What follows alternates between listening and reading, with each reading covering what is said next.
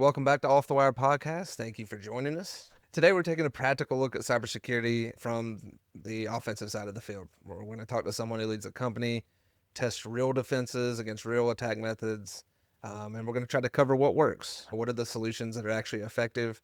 What are the ones that, while it may seem good, don't really stop them as they try to break down defenses?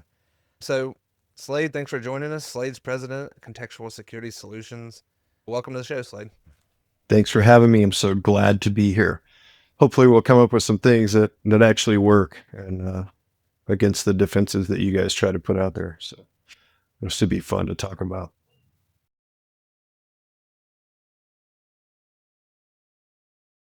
Slade, thanks for joining us. You're kind of known at the conferences for your attention getters, in your presentations. I've seen a couple where, you break into the Wi-Fi at the conference, which is always very entertaining. And I think the last one I saw, you had some kind of USB Type-C cable that you connected to a phone. It could break it. Yeah. Where do you find this stuff?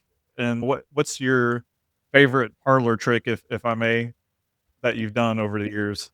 Yeah, parlor trick is the exact right word. That's what I call them because they are more for effect and awareness. Like this is not a good penetration testing tool.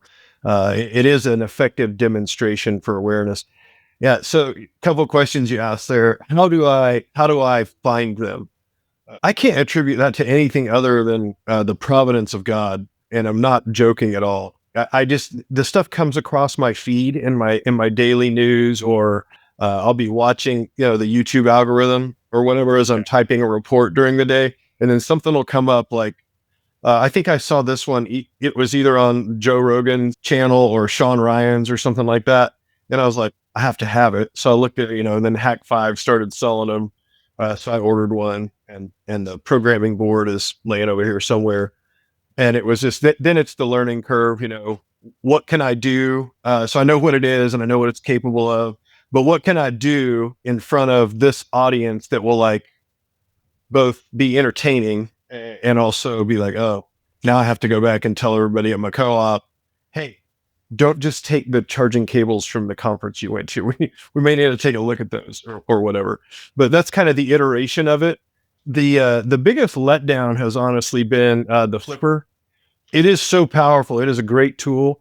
The guys actually do use these on pen tests. They use it for the bad USB attacks and things like that because it's a little more handy. This has probably been number one so far, just because it's really novel, and I think everybody in the world, from a network engineer to an electrical engineer to a board member. I did this at a board member only conference in Texas earlier this year.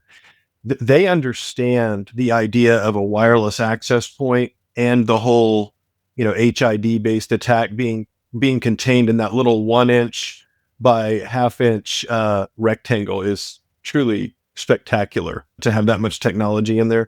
And then to control it remotely from your other device is also pretty good. So that's probably been the best one ever. Previous stuff probably would have been the packet injection with wireless. I think people like watching that because it used to be, 15 years ago, cracking a wireless network took you 10 or 15 minutes, and now it's quick. If it's vulnerable, you just know right away, and then you move on. But I don't know. There's been a lot over the years. So I don't know if you remember any of the others. I'm trying to think of some of the other ones we've done over the years right now. Oh, the QR code at CTCE. That was really good. Yeah, I remember that. My first CTCE in 2011 or 2012, somewhere like that, I had a QR code up. And if you had Android version 4 or less and you scanned it, I had complete remote control of your phone. And that was a super good one because I was able to text somebody from somebody else's phone. And I think that was it. That's the only reason I get invited back, I think, was that demo. I do know that at the last conference that there were a lot of hesitant people to turn over their phone to you. Yeah. Have you noticed I've changed the question over the years? I'm like, who is this the first time that you've seen me and has an iPhone 15 or newer? That was my question this time because everybody else, they start putting their stuff away. I don't think Matt Gardner even brings his devices in the room anymore. He just leaves them out. And I have not earned that reputation, by the way. I've never harmed anyone's device at all. It's all parlor trick. You've blown mine out the water. I think those are great because they really do get people like kind of invested into the conversation. And just a little one. And you talked about the board. I need to steal some of your ideas actually, because the one thing I remember showing them was just like a little Raspberry Pi and a 3D printed case. And I was like, this is all it takes to have it on the network. We're talking about like port security and stuff like that. But, especially that USB cable. I mean, that thing's insane how tiny it is. I can't. But it's Yeah. quite the engineering feat, honestly. Really remarkable. Yeah.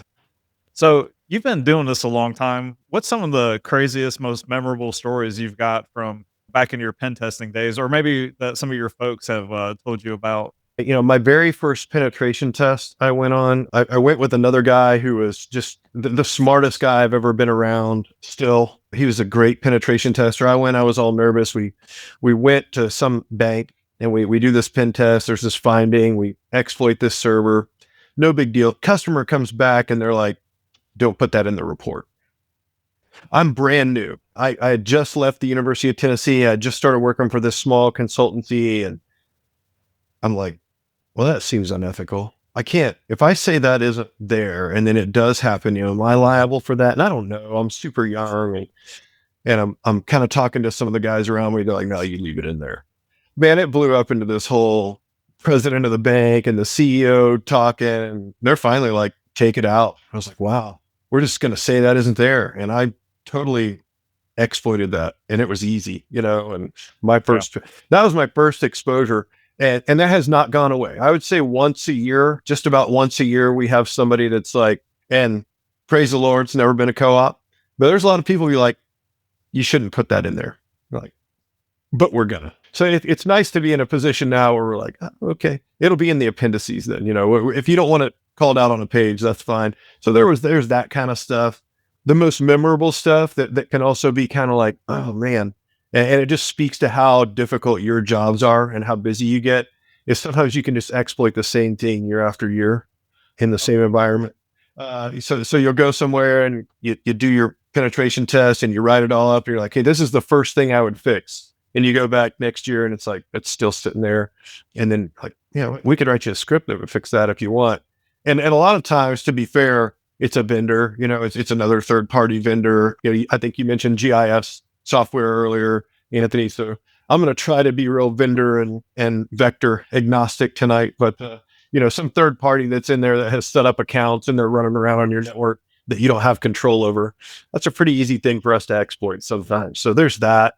There's no end of stuff like that. The CVE that I published in 2012 was an example of going to a kind of an industrial control site, and they had this kind of guard shack. It was 110 degrees that day in Oklahoma. And, I just walked in and this guard came out and said, hey, stop. And I just said no and kept going. And it was so hot, that guard just went back into the air conditioning. They didn't even care, and it was just like, I can sympathize with that, but at the same time, it was like, man, I found a vulnerability in Siemens Wonderware, which is in like every water production plant in the world at the time. And, it's like, man, that was just that small moment of hot weather combined with me being a little bit bold, and turned into probably a pretty good find. That's the only vulnerability I've ever published. You mentioned coming back to the same things, multiple years. But even though we know kind of what, I don't know, the basics of cybersecurity are, the tenets, right? Some things still don't get changed. If you look back on your career, maybe the last 5-10 years, at some point, was there something you were like, we're not going to have to deal with this 5 years from now. Everybody's going to have this fixed, or everybody's going to do a much better job of that is still kind of running around as a problem? Yeah, we were talking before we started recording about configuration management versus software updates. Those are really the two big categories of vulnerabilities out there. And if you look back on history, patches used to just be the worst, right? Because you're both old enough to remember when patching would take systems down and actually take them offline. So that was a hesitant thing to do. That doesn't really happen anymore. And people are pretty good at it. The technologies have evolved. There's patch solutions or software update solutions that cover everything you have. That's gotten really good, but we're still the two primary footholds we use in these weak protocols and S&B signing being turned off, that has just been 15 years probably that's been going on. And the only reason it's tapering off, I mean, literally the only reason, and please don't think I'm saying nobody's trying to do their job well, but the only reason it's changing it is Microsoft forced it, I think, last fall. I think they actually forced SMB signing to be turned on, but not required last fall. And they're also going to start decreasing the WPAD and the LLM&R protocol availability. But those are flagged as, medium and informational findings by vulnerability scanners. But it's the first thing, I'm sure, when you ran your Horizon 3, Anthony, that that's what Node 0 is going to find. Bang, if it's there, right? It's going to do that protocol poisoning attack, and it's going to see it. So that's hung around way longer than it should have, Tanner, for sure. But both of those two footholds, you could really probably go through anything in the KEV, the known exploited vulnerabilities catalog, and look back, and I bet you could find one or two of those in your environment now. And one of those things that you thought wasn't there anymore. Hey, I bet this might still be sitting here. Yeah, unfortunately, I've been surprised a time or two over the years, and I hate to even admit this, but I'm going to. I remember telling folks like years ago, I'm like, we need to stop using LDAP without TLS. Like everything needs to be LDAP-S or LDAP with TLS. And it was actually, I think it was Earl Moore on our team. Like I didn't know that you could just require that in Active Directory. So that was I was always in the back of my mind that, we got some plain text LDAP going out there, but he made it to where it won't work anyways. And we did find something that was still talking in it, and because it broke it, but it was a easy fix. Anyways, with the co-op world, there's a lot of small IT departments, and I think Tanner and I feel like we're pretty blessed. We've got larger than normal IT departments. I've got 8 people, count myself. Tanner, how many people are in your department? Yeah, we got 9. Oh, 9. wow. I've worked at a co-op where, it was me and one other person, and that person was an intern. I've seen a lot of co-ops where they don't have IT people, and I see a lot that have 1 or 2. And it's gotta I remember being overwhelmed when I worked at Buckeye REC when it was just me and the intern, but, all these teams, they've got this big responsibility of being secure, having cybersecurity and taking care of that. What's a good thing that they could get the ball rolling or start their focus on security for these real small co-ops? Yeah, great question. I think we were kind of talking about this before we started recording too. Just asset inventory, maybe start with that, knowing what's there and what isn't there, and moving maybe from that to do you have separated or segregated networks at all, or do you just have subnets? The number of times in my career, and I'll branch out globally here, so I know you're talking specifically about co-ops, but the number of times ubiquitously within IT that I've heard the term VLAN that has just turned out to be a subnet is more often than not that's what it is, because they're all, even if it is an actual VLAN, it'll be tagged to another one and everything's routed. But so I would say asset inventory and knowing where your network separation boundaries need to be would probably be the first step for somebody. And we were talking about the tool Nmap earlier. That's just get a little handle on that. It's not hard to learn. If anybody doesn't know how to use it, I will teach them how to use it for free. Absolutely. Just shoot me an email, find me on LinkedIn. I'll show you how to use it for free. I'll give you a bunch of cheat sheet command sheets that I've collected over the years. There's so much you can find beyond just, how many IP addresses, but, how many services do you have? Well, we've been collecting on the Nmap thing for the past couple of years. We've been aggregating a bunch of data, and we found there's a significant, depending on the number of ports per host you have open on average in your environment. If it goes above, I think it's 7, I don't know the exact number right now, but if you have over 7 per host on average in your environment, we're 60% more likely to be able to get a foothold as a pen test team. So that's one of the, we track a ton of metrics in our pen tests and stuff. And that's one of the things that kind of surprised us this year. If you have 8 or more ports open, we're probably getting in. Doesn't matter what the 8 ports are.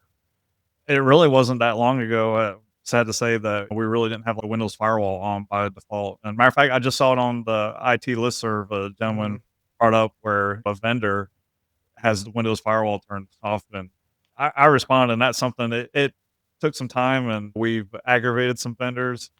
But we just have a hard stance. There's no way that we're going to have a server on our network without the firewall enabled and EDR on. Yeah, Yep. that's a good practice, and it goes. If you ever work on this side of the desk, I don't know if you remember, back in the day with Paul Asadorian and Larry Pesci and those guys doing their podcast way back in the day, where they were famous for saying "hack naked." The pen tester runs with his firewall off because you won't get your packets back when you're trying to do the testing. The number of times you're in a red versus blue or a capture the flag, and you see some young pen tester getting frustrated, and you're like, "Hey man, your firewall's off." And like every attack you're doing works. It's just you're not getting your data back because you're blocking your own thing. But Yeah. I had no idea that's where that hack naked came from.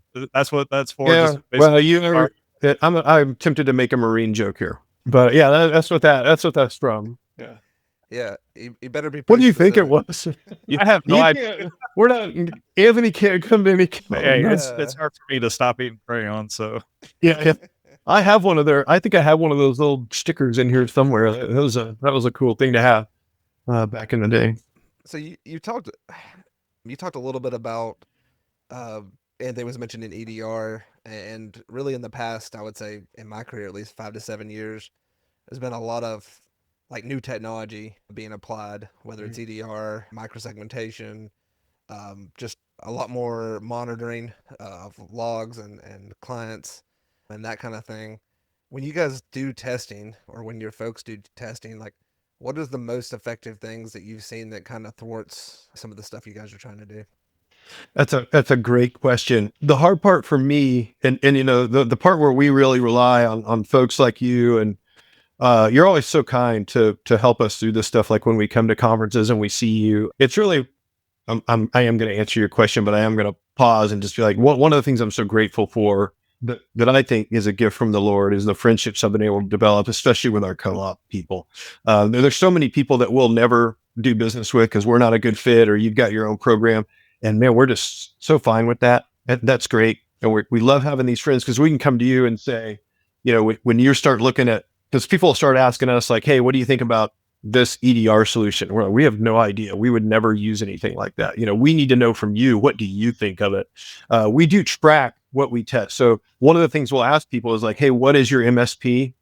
So I'll let you guys name a couple of vendors that we can use here. So I'm not using vendor names. What name an EDR and an MSP and stuff like that. Arctic Wolf, CrowdStrike. So all of those, we do them pretty equally across the board. They're all very similar. Darktrace is another one. They're all good. They're all good. But Tanner asked specifically, what is the number one thing that kind of slows us down?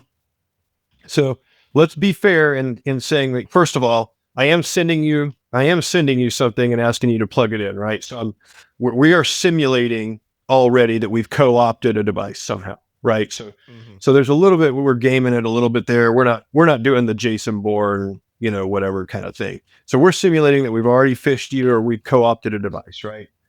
But man, once we have that IP address in there, the number one thing that stops us, you guys are going to hate this answer, is Defender. Whoa. It is, and they're all improving and they all get better over time. But I think you've seen in our presentations too, like we track visibility statistics. So when we're doing a pen test, we're tracking. So how many steps did it take us to get a foothold? And on average, people see 7% of what we do to get a foothold. So that's normally one step. So normally what they'll see is like the scan, or they'll see one exploit. They won't see the second exploit or whatever. And that's okay, because you probably would have neutralized that IP address at that point or quarantined it. You can kind of respond that quickly now. But Defender has always been the toughest thing to overcome. And if you ever tried to turn it off in your environment, you would know that. Yeah. The downside of Defender was, up until last year, you didn't have any visibility into it. Now it is an enterprise product, but before it was just blocking everything, and you didn't know it. But the others, like I think you said CrowdStrike or what, we just turn those off. Once we have some sort of a credential, which we get via a different way, we just turn those off. I don't know if you guys remember, when was it CrowdStrike that had the big outage last year that was causing I published on LinkedIn, like, hey, just do these 4 things real quick and everything will be back online. It's how we turn it off. You just rename this one file, reboot the device, you're good to go. Now you're unprotected at the moment, but at least you're not sitting at a blue screen. So we just turn those things off. We did just do a test. We'll do a test back to back, Tanner, sometimes with Arctic Wolf is very popular right now. Great product. Good friend of mine used to be their CTO. I think he's moved on now, but we'll do one place 1 week that has Arctic Wolf and they'll see nothing. And then we're testing somebody right now that's not a co-op that has Arctic Wolf, and they're getting tons of alerts. But the good news is they're getting so many alerts, they have no idea what is actually gotten us a foothold. And they're like, hey, we see all these alerts. Is this you? And we're like, yeah, that's us, and we take that in real time. We track both what you see in real time and what you can find forensically later. And we give you statistics on that. But they can't find the IP address of the attacking device. They're getting so many alerts. To put a bow on that question, it all comes down to configuration and tuning. And unfortunately, that's on you and your team. So they're relying on you to filter through the noise that either you or a vendor like us creates so that they can figure out how to tune that out. The second best one would be the first attack we use is to do protocol poisoning for like LLMNR and WPAT and those kind of things. And the only product ever that has detected that attack is Rapid7's product. And I don't know why. We don't sell products. We don't recommend products. We don't tell people what to buy, but it is the only one that has ever seen that. And so I know it's detectable. For the Windows Defender, it is the reason because it's by default on everything. Because there's people that are like, "Oh, we got EDR," but do they have EDR on everything? With Defender, it's on every Windows device, or is it just where it's so difficult to like disable, like you said? Yeah, interesting question. So we can go the conspiracy theory route of that, which I'm not a conspiracy theorist. So let's go with the always on. So it is always on. It's on by default. It is difficult to disable, especially for a non-privileged user. But I do also think there's something to the fact that I do think Microsoft harvests all that data, whether or not you're allowing them. And I do think they're constantly updating it against threats and attacks that other vendors just can't keep up with because of the scale. Microsoft has some scale that, the only people that are even close to that would be Google and Amazon. CrowdStrike can't compete with that. So I think they get a pool of data. And I worked at a government installation one time, and back when I was with a department of something or other, and it was Microsoft that showed up and said, "Hey, we think you guys are breached." And my question was, "Hey, how do you know that?" And they weren't going to tell me that, but they knew, and they were right. They were right. We were breached, and we had no idea. So it, and they said it was through Windows Update data, and I'm like, whatever. They're harvesting something, but that allows them to push out, updated heuristics and signatures. And because I think we call it EDR now, but in my head, I'm almost 55. So to me, it's still all antivirus. Okay. Yeah. But that's what I call it. That's a bad day when you got Microsoft calling you to. Well, it was fun for my office mate and I, because we've been trying to convince them, like, hey, nothing here is good. And they're like, you guys don't know what you're talking about. Like, well, we don't think everything in a classified facility should have a public IP address. Wow. Yeah, see, you're right away. And I'll tell you where it was later. But it was like, come on, guys. I did have a scary call. We do some lit services for fiber, and I had I'm trying to think, it was some kind of officer, like with the National Guard or something like that, calling me up, and he spouted off the IP. And we've got a full Class C. Some of our clients use some of those IPs, but he said it, and I was like, that is one of our IPs that we own, basically saying we've been hacked. And I, like, for a couple minutes, I was like, oh my gosh. And then anyways, when he said it, I was like, but you know what? That could be one of our clients. Anyways, it took a few minutes, but we found out it was one of the people that has fiber services through us. And I contacted them, but that was a pretty scary ordeal for a couple of minutes. Oh, I bet. So Slade, a lot of us like to think that we've got this great cybersecurity program and we've got all these people and we're patching and all that. But what's something that you kind of see that can, erode or negate all that you see throughout organizations? Is there a common denominator that you see that really negates all the work and effort that people are doing?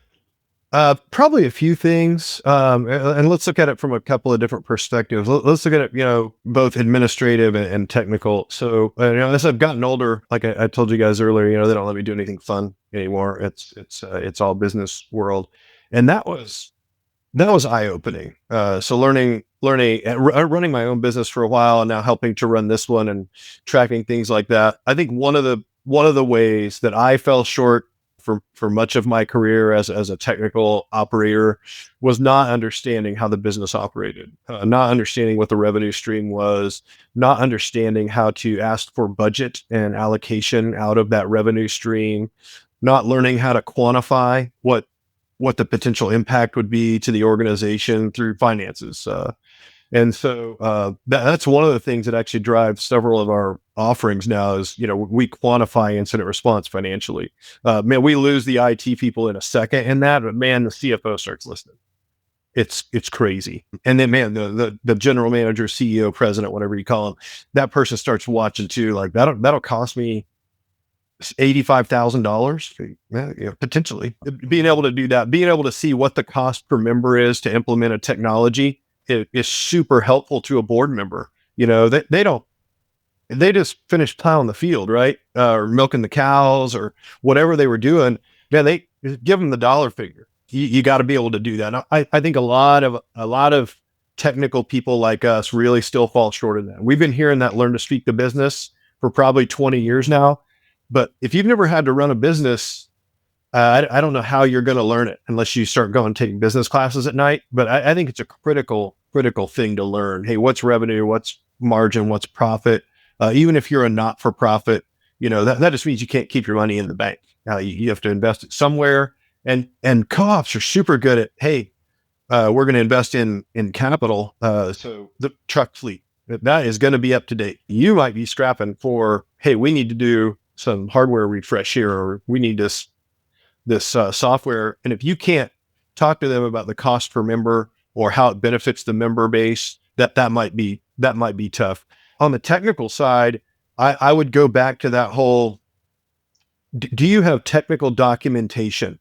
If something were to happen to you or certain members of your team, how much institutional or tacit knowledge would be lost? We're really bad at that as well.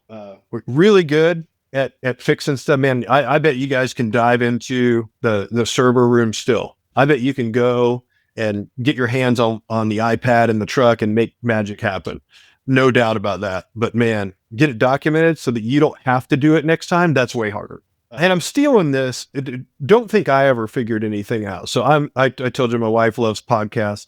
She was listening to one about the Jimmy John's founder. He just had so much wisdom. Somebody's like, how did you make this such a repeatable, successful organization? He said, repeatable processes. He said, that's number one. I find people who are on board that can do the work well. So, you've got that ironed out, right? You've figured out the technical boundaries, and then we document the process. If you won't follow the documented process, you don't work here. And the second thing is measurable metrics. If you can't measure something, you can't manage it, is what he said. And I was like, that is brilliant. And so that's, we are very metrics driven with everything we do, because we want to be able to go to you and we want you to be able to say, hey, we didn't see what we were looking for here. We know it's in the data somewhere. So we're going to find the data. We're going to find the metric you want to measure, and we'll be able to measure it. So I think those two things are a pretty big deal as far as, not learning to speak the business, not documenting things, and maybe not keeping relevant skill sets. I would encourage everybody to keep their technical skill set as well. I can still do a penetration test.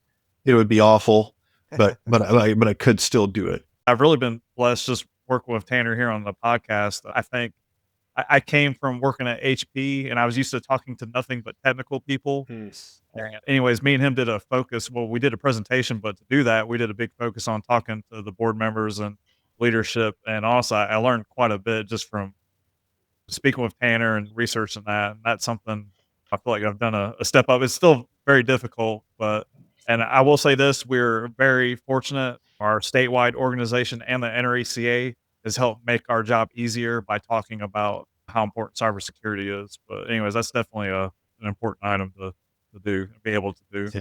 Yeah, I'm going back to what you said there, Slade. we have kind of, and it's not our saying per se, but it's just something we use a lot, is what gets measured gets done. And we also follow that up with what gets incentivized really gets done.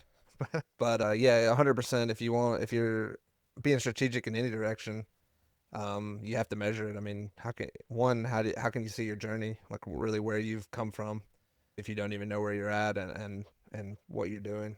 Yeah. Do you have goals? Did you set a goal, and how are you getting there? What's the point of that? Because maybe you don't need some. I think one of you earlier was saying something about, you're trying to adopt a new thing when you get 95% done with the old one. And it's like, hey, maybe you don't need that. It's not, you don't have nuclear launch codes. You probably don't need to, build Fort Knox around your wherever. But yeah, it's Yeah. tough to discern that stuff. I'm glad I don't have to do what you do. That'd be very hard for me. Yeah. All right, let's take a quick break. Just a quick favor for the listeners out there. The show grows because of listeners like you. So if you're getting value from it, follow the podcast and share this with someone this week, someone that you know that you also think could use, get some value out of what we're speaking about and also the guests we're bringing on. Really, that's how we're going to build this show together. Thank you guys for supporting us. And yeah, now we'll get back to it. Looking out, kind of into what is emerging, right? Uh, we talked about the things that have been around that are now still around, but what do you see that's like coming, that maybe small, medium-sized organizations really aren't ready for? I think one of the demos we did earlier this year was the AI voice cloning type of a thing. It's much more difficult to discern what is real, especially for, and again, I don't want anybody to take this wrong, but the rural community. I come from that, where it's just, you want to believe the best, and you want to trust people because you know people. And so when you hear a voice that you you believe that is who it is. I mean, why wouldn't you? That's for every moment in history up until now. If you could hear someone talking to you on the phone, that's who it was. But now that's not true anymore. And so, that was the demo of cloning the voice that we did earlier. I think that a lot of the AI stuff, some of the video quality you're seeing now, you can create a free account. And I think I was talking to one of our owners yesterday, and he said, the only reason I know that's an AI video is because I know a cat can't do that. You know, Like, it Yeah, looks so real, and that's going to be hard for people. That's going to be very hard, and it's going to be very hard for you when your day is long and you're dealing with that same person that always clicks the links or was falling prey to the old attack, because you're going to be tempted to have that same attitude about this. But it's like, why wouldn't you believe that? It looked like you, Anthony. It was you. It was you who called me and told me to change my password. And you're like, it wasn't me, but it's on yeah, you to develop the callback process now, right? No, there's Yeah. there's going to be a callback process anytime anyone in the organization asks you for anything, password, financial, safety related. The process is to say, all right, and you hang up the phone and you call them at a known number. But that was one of the things. You're looking at. I compiled a list over here. So ransomware as a service. People are going to be selling off ransomware. It's not just the bad actor now. Supply chain stuff. Oh man, you're just at the mercy of, where was this thing manufactured that you're putting in a substation or right there in your home office? Do you know what's even in that? Especially, we already talked about what you can put in something now. It'll be so Yeah. easy. Multi-factor authentication fatigue. Oh man, people are already the number of times that, like, if we figure out you have push notifications enabled and we find some regular user, man, the guys will just sit there. They'll just go for it until somebody's like, fine, they'll wear it out on like a phishing or a pretexting attack or something like that. Shadow IT always be an issue. And then if AI models start to get poisoned.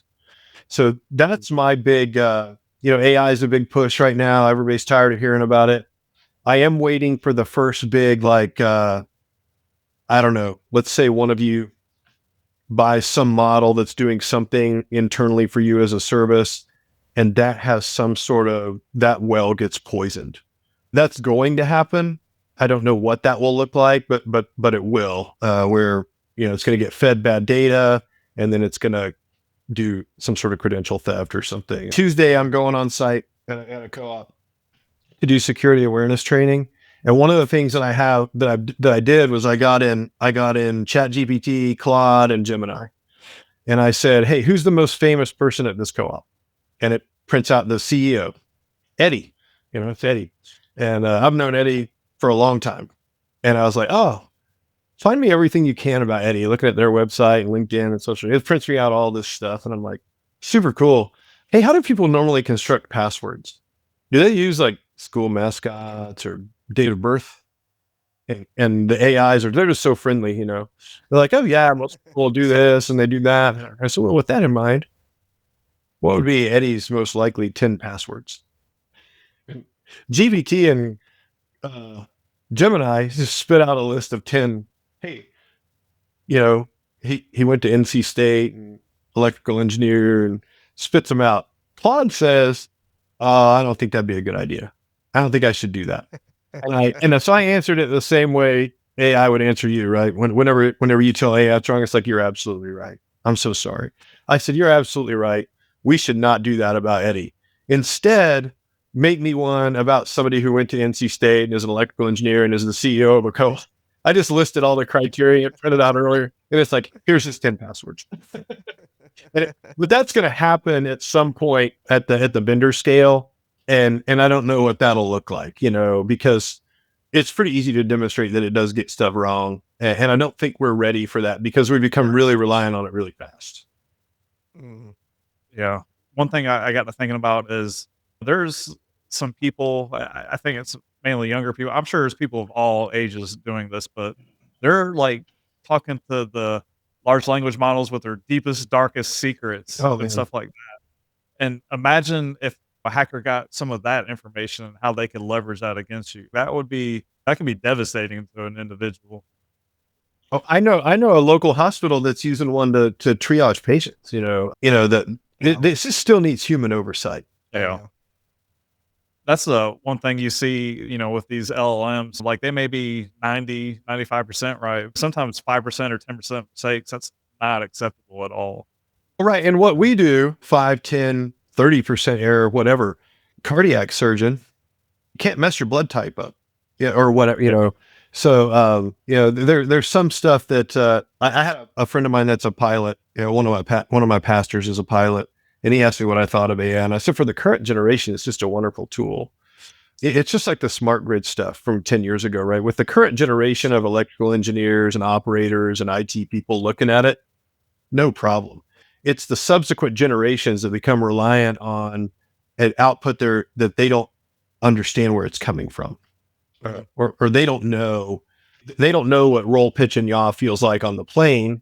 So if the readout on the thing says this is fine, even though it doesn't feel good physically, you think it's fine. And that's not going to be good. Yeah. My youngest, he calls me a boomer from time to time. And I had a boomer moment just a couple weeks ago. So you're talking about like the AI stuff. I was talking to my wife. I was like, you've got to see, I said, there's this dog fighting off a jaguar on his front porch. And my wife just started shaking her head. She's like, that's AI. I was looking at I was like, this looks so real. I'm like, are you sure? She's like, all those porch videos are AI videos. Anyways, that was kind of. Oh, I can't tell the difference. Yeah. Yeah. I know a cat can't do that. That's what I'm gonna need to have a shirt made that says cats can't do that or whatever.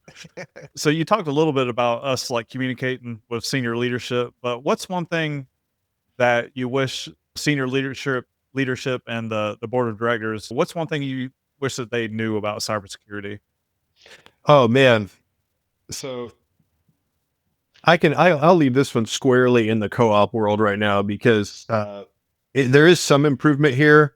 You're definitely doing better than the healthcare field in this, but I don't think it's quite fully grasped yet by the executives and the board. And that's going to change right now because people in your chair right now are actually becoming the general manager and the CEO of co-ops now. Brian Kennedy over there at Surrey Adkin, he is going in as the next general manager. We've been working with him as the IT manager for years. That is really going to help. But the understanding that your revenue stream is now 100% dependent on this technology foundation that we have patched together with duct tape for the last few years on these shoestring budgets. Like you said, you have good sized teams now, 8 and 9 people, but that's uncommon. Mm-hmm. And still, I imagine you're still, budget time is still a little bit like, hey, come on, guys. We they didn't need 2 trucks. We could have used that for this. They have got to understand that. They've got to understand that there needs to be a dedicated investment per year with a rate increase per year. And that of that, then the people in your role have to say, we've got to dedicate this much to cybersecurity. I think the planning and the funding is the 2 things they need to understand. They don't need to understand the technologies. They don't need to understand, how packets travel through. They don't need to know any of that, but they do need to understand that the revenue stream is 100% dependent on technology and innovation now. I don't think this solves it by any means, but one thing I recently started doing is basically just cybersecurity near misses. And that's just to show that, hey, you guys approved these items for the budget, and this is what stopped this. So just really kind of help justify the approvals we've gotten in the past. But anyways, that's just one of many things that's needed to illustrate that for them. Yeah, that's smart. We just got an email Friday at like 8 p.m. that was from a client in the middle of a pen test that was like, hey, I told you about all the alerts that were going off, and like you've just solidified 2 projects are now going to get fast tracked. Laps is getting implemented tomorrow, and PAM is getting implemented tomorrow. So they're going to get the funding now, and they're going to implement it. And then this is not a utility at all, but big company, and it was just like, glad we can help close that door for you. But even that industry, they just didn't understand, like, we've got to invest in these people over here. They aren't just fixing printers and changing toner. Okay, that's not what they're doing. Anthony, I think you brought up that point. It's been maybe a couple episodes back when we were talking about. I think some of it is just talking about value proposition, like showing that like IT is bringing value. It's not strictly only a support, only there to fix the iPad issues, but that we're, actively advancing the company, not only in innovation per se, but also protection and other things. You make power delivery as possible through your platforms now. The ability to monitor it, the ability to check the efficiency of how it's going to work in the future, all of that stuff that's going on in the control center now, or the outage center, all of that is now dependent on your platforms. Whereas before, that was all power line carrier stuff and going through these old relays and RTUs, and that's flowing through IP networks now, and all future planning to be built. Slade, I know, as Anthony said, we're really blessed to have not only, I think, co-ops that value technology enough to have quite a few people helping run it, but also from a budget standpoint, I feel very blessed in that regard. There are co-ops, though, I know, especially co-ops, even though they may have a few folks on the IT team, they don't quite have that cyber-focused position yet. Or they have maybe someone that's kind of partially doing that. It seems like I hear about a lot more co-ops kind of working their way there, right? They either have one, or they're thinking about doing one, or they know they need one, and they may see it as something that's going to happen down the road. For those that have that small security team, or someone that's going to potentially be hiring that person as the start of their security team, what traits should they be looking for in a person coming in? Oh man, I know what I like to see. I'm going to value your answer here more than mine, based on what you do there, and the way you, again, your community of, and what's crazy, it doesn't matter if it's a co-op in Arizona or the Carolinas or Texas. A remarkable group of people that choose to work at co-ops. But what I told the high school kids yesterday was, everybody, you got to have that technical skill, right? But, and I've told my kids this, but man, I wrote this in here earlier, but it was like, diligence. Are you going to show up and do what you said you were going to do? Are you going to be dedicated to it? Are you a team player? Are you going to be humble in your work? It's really the soft skills, and there's some technical skills. For us, we want you to have a core of, you can code, application developer, system administrator, network engineer, NOC or SOC analyst, 5 years of experience in that, and you're the best. You're in the top 10% of what you do. But if those other things, diligence, dedication, teamwork, innovation. Those are the things that's what I told my kids, when I remember recently one of my kids to call in sick. All they have to do now is they open an app and they touch a button and that's it. You don't have to interact with anybody. So I'm not coming in. And, there was this moment where one of my kids like, I'm going to call out of work today. And I said, well, let me tell you how that works here in this house. If you can walk and speak, you go to work. Okay. If you're not going to infect everybody there, you don't just go. If you have a headache, go to work. Okay. We don't do that here. And I said, if you will just show up at work every day and show an interest in your career, you will take the place over. And that has worked well for my children. They've done well in their field, and they have different fields. I've got a nurse and a ballerina and one that works at Home Depot. And they're doing well because they'll just show up at work and be interested and want to be part of the team and want to do it, not just view it as like, this is the drudgery I have to do whatever my recreation is on the weekend.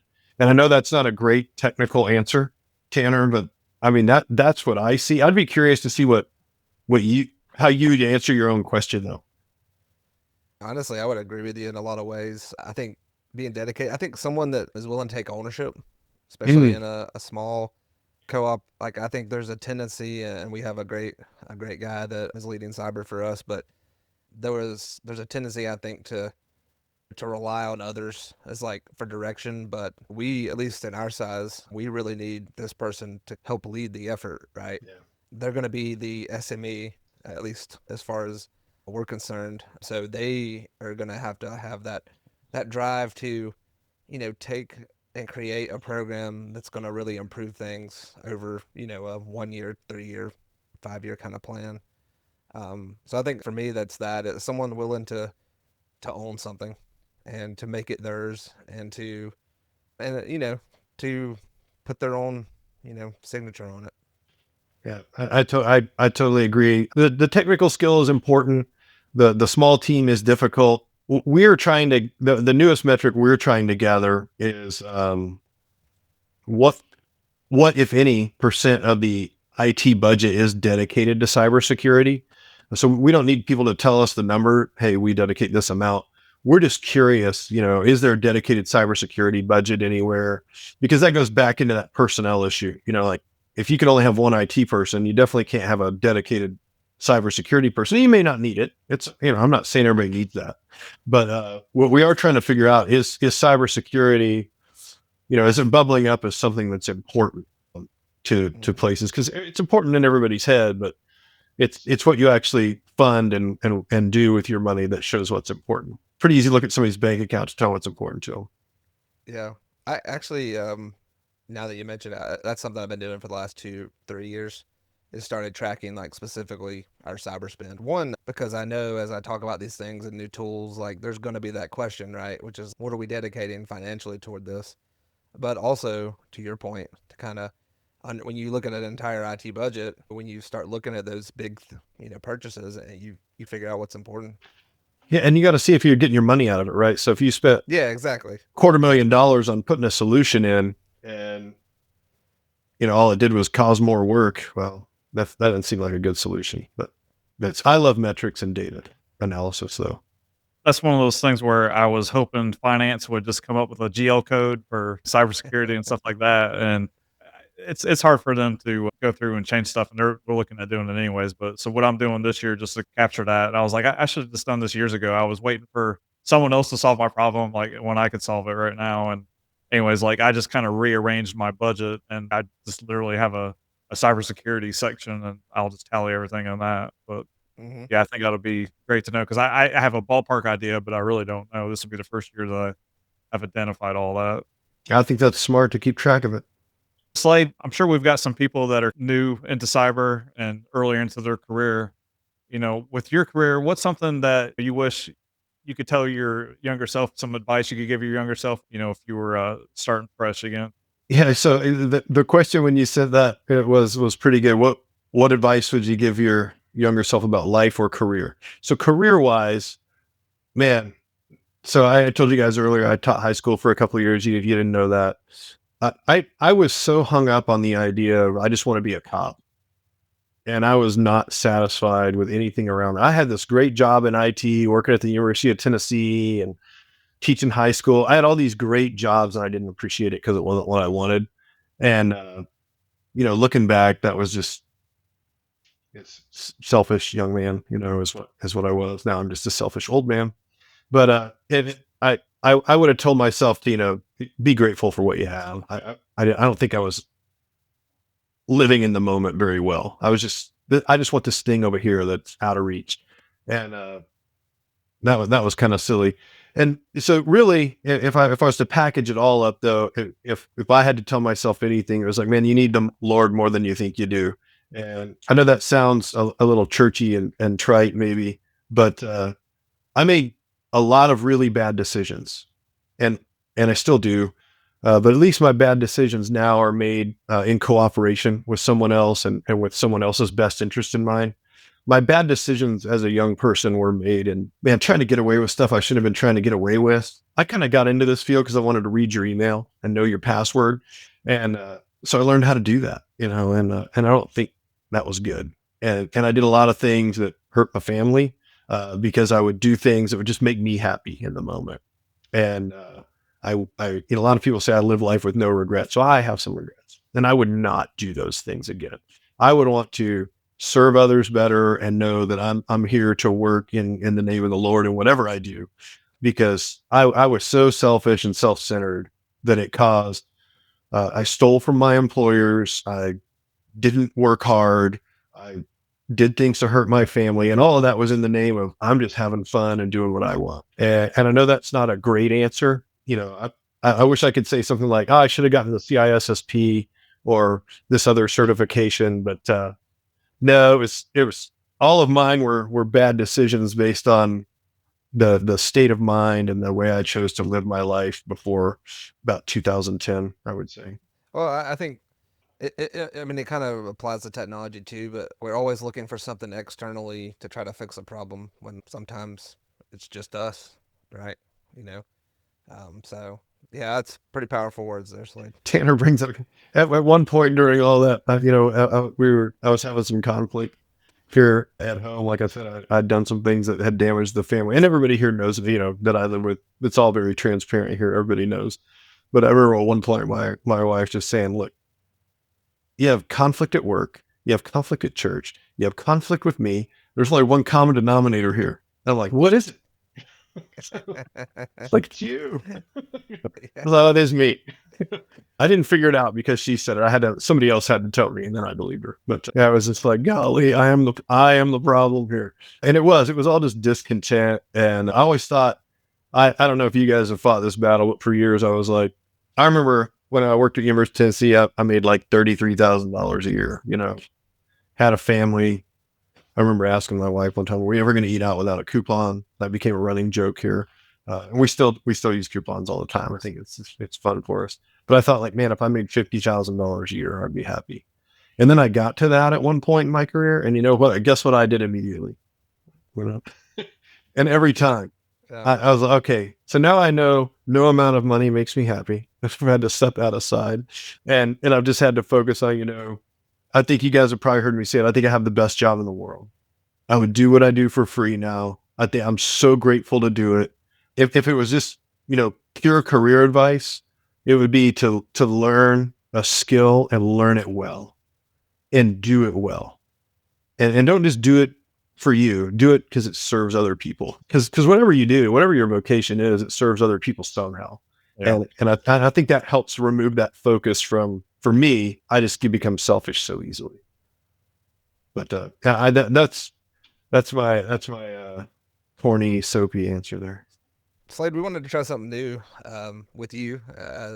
So something we haven't done with guests before. It's not something we mentioned before, but some kind of tradition we want to start. But as we're wrapping up here, what's a topic in cybersecurity or technology that you think people should be talking more about, slash, should we do as a future episode? I'm going to go back to the idea of a technical person transitioning to a business person.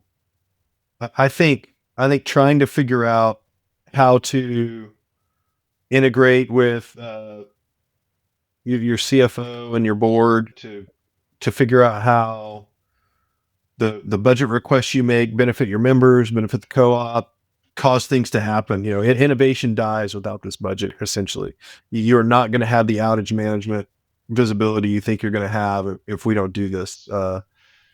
I think that would be number one for me, developing that skill. And then the second thing I would say would be the example that was used earlier, and I won't bring any detail into that, but the ability to speak publicly. I think that is a huge deal. We are a tremendous group of nerds, right? And that naturally, I'm an introvert. I think you've heard me say that before. People don't believe that because I'm a little bit charismatic and outgoing, but I'm going to walk out of here and I'm going to go into a coma. Okay. Because this is a lot of interaction for me. When I leave a conference, I don't know if you guys ever watch CTC, but you'll see me disappear. I'm going back to my room to sleep because the human interaction is hard for me. But I want to interact with people and I want to let people know I care for them and that I'm interested in them. And so I think learning to do that, learning to talk about what you do is very important. So developing some soft skill around that.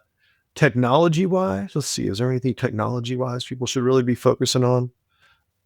Probably visibility is the number one thing. You were talking about, we mentioned some vendors earlier with people seeing on average 7% of what a penetration test when it happens, or that tells me that people should probably have a penetration test and a risk assessment every year, whether you're doing it yourself or you're having an outside firm do it, just to try and increase that visibility. Why are we paying so much for these tools that you mentioned, and yet I don't see LLM and R poisoning when it happens? Why don't I see that? I'm paying enough to see that. That's what I would think if I was in your shoes, but I'm not. So I'm not there. Do you see, for example, Anthony, I know you're using the state funded thing that you can download, which I think is awesome. I'm so glad the statewide provides that to everybody. When you fire that off, are you seeing what you want to see when it prints out the results? Like I did this. Did you see it when it happened? Because man, the dwell time of an incident is critical, especially with ransomware now. Right. Mm-hmm. And the last one, and obviously, edit out whatever and pick one if you want. But I have this suspicion that if, like, when I listened to the Delta Montrose story about the ransomware, they didn't have a good backup. They had to rely on a vendor.